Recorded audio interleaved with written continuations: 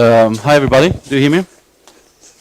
Thank you for being here, I hope you're psyched. For me it's a really proud day to be on this stage because I used to look up to Jukka and Annika a year ago. I didn't know them and now I'm on the same stage as them, so for me it's a pride to be here, so just let me enjoy it a bit. So basically what I want to tell you, I'm going to tell you my story, how we built FundedByMe, but also why we built it, and also what is happening in the world, and what is crowdfunding, crowdsourcing, equity crowdfunding. My story is quite kind of strange. I am actually an art curator. That means that you create bombastic exhibitions in the contemporary field. And I quit that in 2008 in September, 1 week before the crash, and I sat there and said, what should I do now? So I started a web bureau. Not really successful, but all right, we had salaries at least. And after a while I felt that, is this something that I want to work with? Do I want to do massive works for car clients? Is this something that I want to dream about when I'm 75? Probably not. So slowly we started to do projects which meant something. We tried to create a grassroots TED. We did a project about changing the way we vote in Sweden, or at least tell the people how we vote. And slowly but surely we started to find out that we wanted to do something more. At a certain point in 2010, we needed funding on a project that the funding ended. And we thought, what should we do? So we went back to all funders that we had before, government, private, friends, family, and said, you know what, we have this good idea, but we need a bit of funding to take it forwards. And none jumped on board because it was and is still recession. So what happened is that somebody said, you know what, have you seen Kickstarter? And we said, yeah, we've seen Kickstarter. What do you mean? It's like, put your idea on Kickstarter. And I said, brilliant idea, I love that. I'm going to take my idea, put it on Kickstarter, and get the funding from the crowd. I approached, of course, Kickstarter, and I got turned down. And I was like, why? So first, I got turned down because I wasn't American. I didn't have a bank account in America, I didn't have a social security number, and then even if I had a friend who could open a project for me, they said still no, because my idea was European and based in Sweden and for this market, and not valuable for the American community. And I got really sad. And then I got really mad. And after a while, I told this to my co-founder of FundedByMe, Arno, and he said, you know what, we can build this in Sweden. Code-wise, we can code this. And I was like, wow, interesting, but is there a market for crowdfunding in Sweden? Everybody said no, because everybody said crowdfunding is an American or Anglo-Saxon phenomenon, which works only in America. But we said, you know what, I think this will work. So to eat our own dog food, to prove the concept, we went out and said, you know what, let's crowdfund the building of a crowdfunding platform. And we did that. And what happened is that it was really hard, it was really amazing, it was really interesting, it was really hard again, and then you got sad, and then you got happy, strangers backed you, your mom backed you, friends who promised to back you didn't back you. And we understood the entire process, but mostly we saw that this will work. We saw that if this works for us, which, two strange guys with a strange idea, it should work even better for people who actually have a good idea. So we launched, let's see what my first slide is. We launched on the 3 premises. These are the 3 premises. Basically, as you might know, the difference between monkeys and people is that we ask for help. This is studied, this is scientific. For instance, a monkey and a 2-year-old are at the same level, but the monkey is a bit smarter because he can use tools. But the difference in evolution is that the 2-year-old kid always asks for help to carry a box, while a monkey never asks for help. And somewhere, I think this is in our genes that we have always done stuff together. And if you look back, the Statue of Liberty, Kinnevik, Nordiska Museet, all major companies, all major institutions, all major museums, all major bridges, churches, etc., have been crowdfunded in the early days. It took 30, 40, 50, 100 years to crowdfund something, and you worked on your local markets. So we said, you know what, let's see if crowdfunding works in Sweden. We launched a site in March 2011, so a bit of a year ago, in blindness basically. We thought it would work, and we got really lucky. A couple of our friends started crowdfunding. Some project got really good attention. Paulina, who sits in her project, was one of the first major successes. She crowdfunded for her brother's wedding, got huge attention. But the good thing is that we saw that not only that it wasn't just an American phenomenon, but it was transferable to Europe and Sweden. What happens though is, as you might know in crowdfunding, is that you have an idea, you put it to the internet as soon as possible, hopefully to FundedByMe, and you ask people to be part of its creation. And its funding also, of course. And here's the key thing. Everybody talks about crowdfunding as this huge new meaning of getting money. Yes, it is there. It's interesting. Money is interesting. But most importantly, you get people on board who actually are becoming part of your team. They become ambassadors. They will work for you for free, for a year, for half a year. I'm going to tell you an amazing story about this one. Crowdfunding is niched in some segments. You see, this one is actually one of the most biggest successes right now on the internet. This was the first watch on Kickstarter who became really famous, the TikTok Luna. This guy just got signed by EMI in Sweden because he crowdfunded through FundedByMe. This is our most successful project right now. I'm going to tell you about it. But basically, there is no thing like a bad idea or like a good idea. Execution is key. And that's why we realized in FundedByMe that what we can do when we get in a project is we can see a couple of factors, but we can't interfere with the idea, because even if we were 2,000 or 10,000 advisors, we still wouldn't know if is this a good idea or not. What we can see is, are you trustworthy as a sender? Is your project credible? And do you engage your audience good enough? And that means, trustworthy means, can we trace you back? Can I trace you back, and can the crowd trace you back? Can we find you online? What kind of a digital history do you have? 2, are you reasonable? Do you want to raise enough money or too much? For instance, we got a project, one guy said, I want to raise 2 million in 2 weeks, and I don't want to tell anybody about it because it's a secret. Good luck.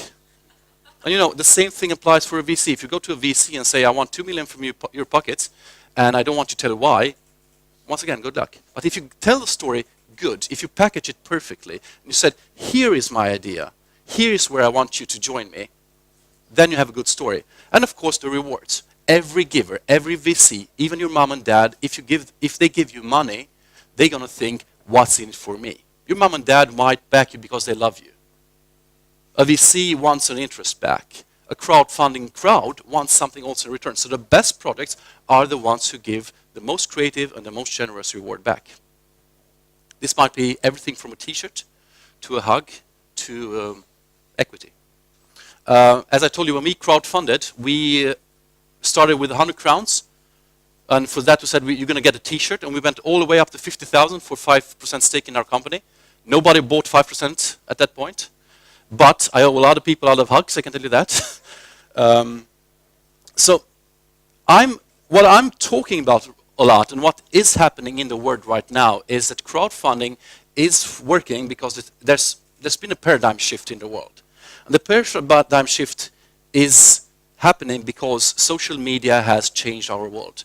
It's changed how we interact, how we consume, how we depend, and how companies use the user groups.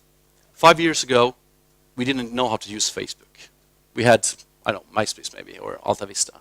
But what happened in the last 5 years, that suddenly we know that we can be part of stuff. We can talk to politicians, we can interact with Lady Gaga, we can lift or sink BP if we want to. We can change programs on TV. We can change our politicians' courses. And the best companies has understood that. They understood that if we want to be successful, we have to go to our customers, our potential customers, our future customers. That's the best way to develop stuff. So what we are talking about in crowdfunding is that as soon as you have an idea, put it on the market as soon as possible and ask your market. Because even if you have 100 million crowns and you have 10,000 developers or 10,000 advisors, none is as good as your market. Steve Blank wrote a book, you should download it or buy it, on the customer development model, which is a really, really interesting model to how you should develop your project. And this has also even started a saying on the internet, which I'm really standing beside and behind, is that if you're not embarrassed about your first launch, you probably launched too late. And you know this because the thing is that you will never be done. Even on your launch date, you saw downstairs SoundCloud, they opened at the club, and they were really afraid. Will this fly? Will this work? I bet 10,000 crowns right now that they were really embarrassed about their beta. And I think that's the key thing to understand, that one, you will never be done, and you should approach your customers as soon as possible. once again, don't forget that, one, you are not alone out there. You know, traditional marketing and traditional money raising has told us to shoot with a wide barrel, to shoot out a lot and hopefully something sticks. Crowdfunding works the opposite way. Instead of going out to everybody, you go out to those markets there where people actually want to be part of your project. And somebody, I think Jukka said, you know, traditional backers are friends, family, and fools. Friends, family, because they understand you, know you, and fools because they take a risk. It's not because they're dumb, but they take a risk. The same thing applies now with crowdfunding. But friends, family, and fools are not your mom and dad and friends anymore. It's people online who are as nerdy as you in your segment, as interested as you in your segment, as passionate as you for your product. So I'm going to use that to go to the next slide. And this is a really beautiful story. In September 2011, I got an email from this guy who uploaded a project and said, I want to crowdfund a burger joint in Stockholm.